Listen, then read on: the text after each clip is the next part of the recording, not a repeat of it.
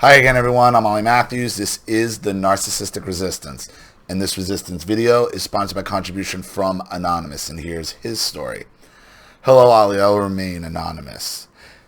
Long time no see. Been very busy days, and these things haven't been easy, but I'm still moving forward.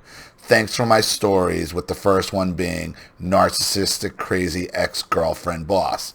Yeah, this Anonymous has written in several times about his nutty boss. He's a black man. He's works as a mechanic. His boss is nuts. Constant passive, pseudo homosexual comments at him constantly. So here's his story. I remember in my early employment, he caught himself trying to chew me out, and it felt really weird.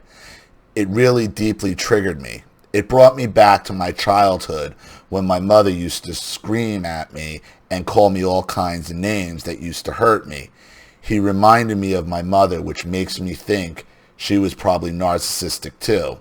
Yeah, no kidding, man. It doesn't surprise me whatsoever that you were used to taking that type of abuse in the past, especially from your mother.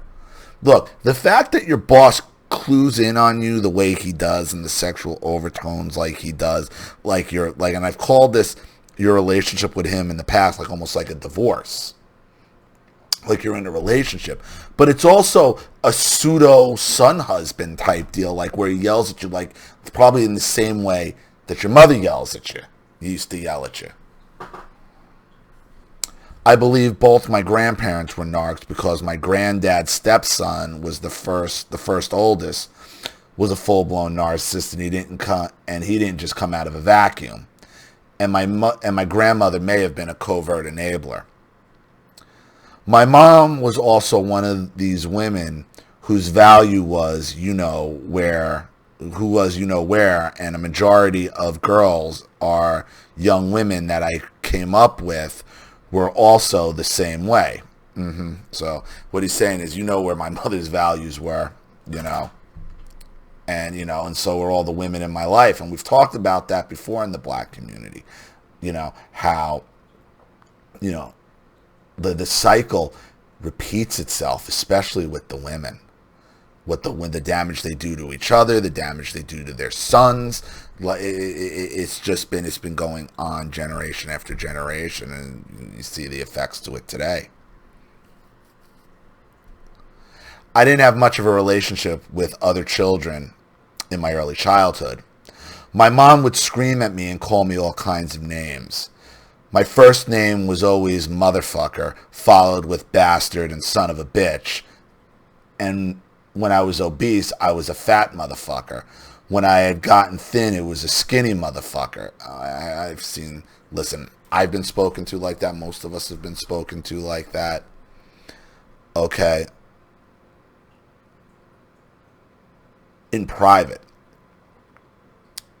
I've witnessed, especially when I was working in Manhattan and working in Brooklyn, I've seen these black mothers go off on their children, call those type of names to their, like infants, toddlers, beating them, calling them motherfucker, and you little N-word, and like, what is this?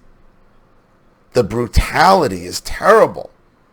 The name calling. With me, I was fuckface.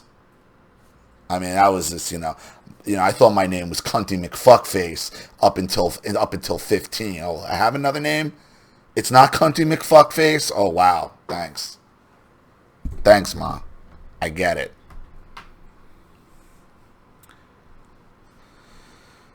And she would slap the hell out of me whenever she felt like it, mostly when she was drunk, as I had mentioned, my grandmother.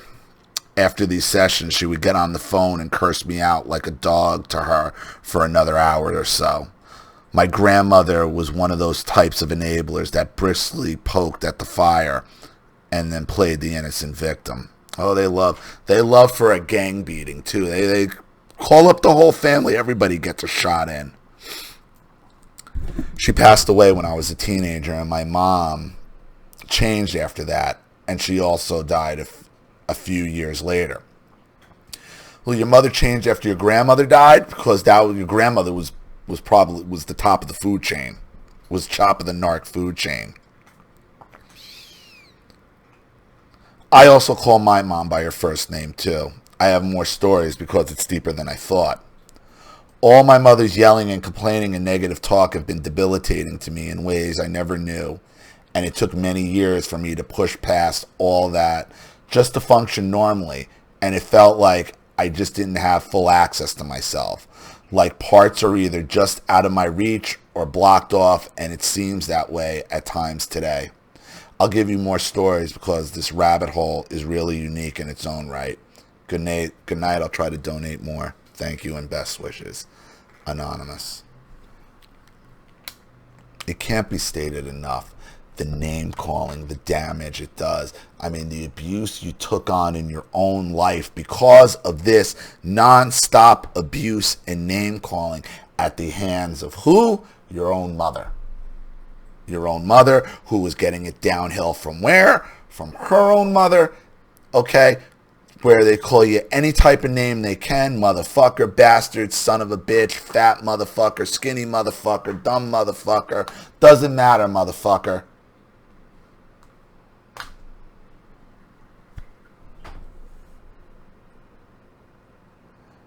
You're always going to be fill in the blank motherfucker to the borderline narcissist mother. Fuck face. It doesn't. When you're called that constantly as a child and then hit, you don't hit your kids. You don't hit them like that. You don't hit them like that. You can tell when they're hitting you, they're enjoying it. They're enjoying it.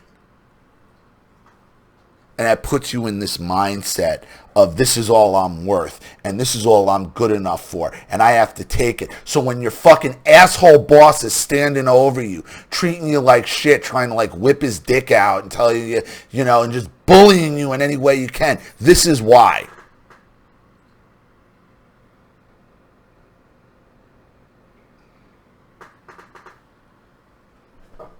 Because you probably up until 12, you thought your name was some variation of motherfucker.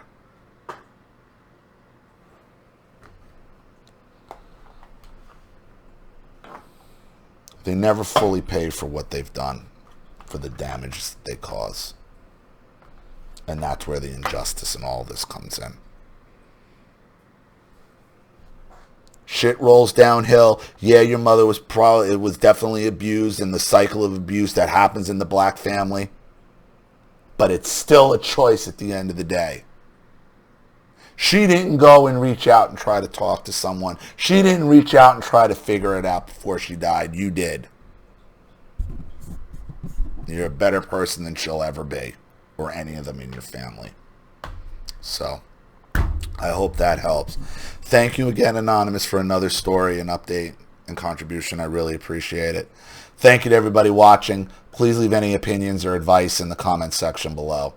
And if you want your story read on the channel, you have a topic you'd like me to cover, a narcissist you'd like to expose, you'd like a private video made, or you'd like to sponsor a video like this for someone who needs help and can't afford it, or just make a contribution to the channel in general to keep it growing, supported, and successful, because this channel survives 100% on contributions from all of you. Without you guys, all this goes away. So if you like what you see here and you want to see more videos like this, you know what to do with the PayPal and email links in the description box below. Also, please like and share this video wherever you can. Subscribe to my channel if you haven't, and be sure to click the subscription bell to be notified of all my video uploads. I'm Ollie Matthews. This has been The Narcissistic Resistance. Take care.